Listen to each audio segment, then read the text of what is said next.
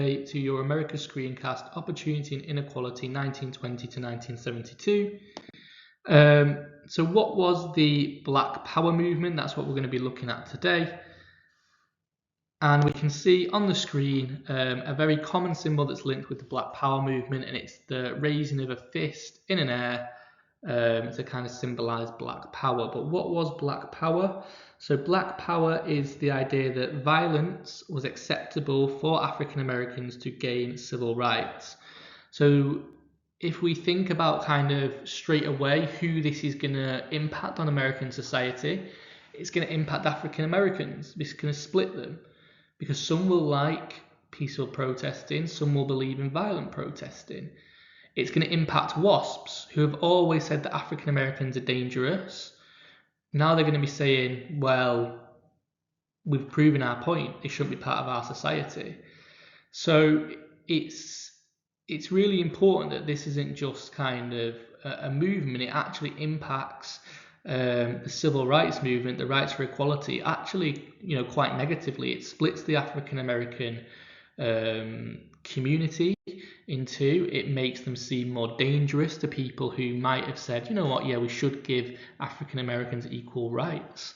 So it's not, a great thing for the civil rights movement. And it continues this not great movement, because what we know is that the majority of Americans were Protestant, and that goes for white Anglo-Saxon Protestants, but it also goes for the African American community. They were heavily Christian. And one of the Black Power movements was the Nation of Islam. And you can see that here it says, there's no God but Allah.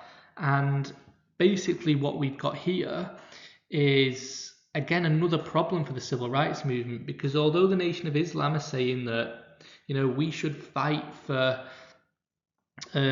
African Americans' rights, and some people liked that, but the majority of African Americans are Christians, so they are not going to join this movement if you believe in a different religion.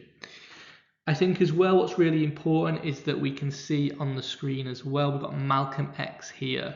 So if we think about Martin Luther King as the main figure of peaceful protest, we can think of Malcolm X as the main figure of violent protest. One of his quotes says, if someone puts their hands on you, send them to the cemetery. So basically kill them.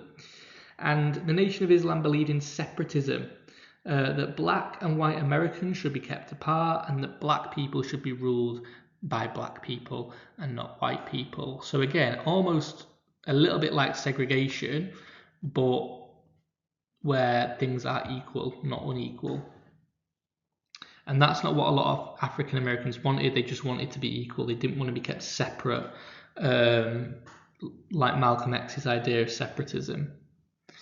We also have another group, the Black Panther Party, which was, as you can see on the screen there, they're militant, they've got their weapons, and they believed, again, that you can use violence to protect African Americans from white people, but especially the police. So that is the Black Power movement then, having the ability to use violence to get civil rights. They were incredibly problematic. They didn't really have thousands upon thousands of supporters. They alienated parts of the African American community who wanted to be peaceful. The Nation of Islam, part of the Black Power movement, kind of pushed away the Christian element of the African Americans. They made WASPs kind of be like, this is what we've been saying all along, African Americans are dangerous. So it's quite negative, actually.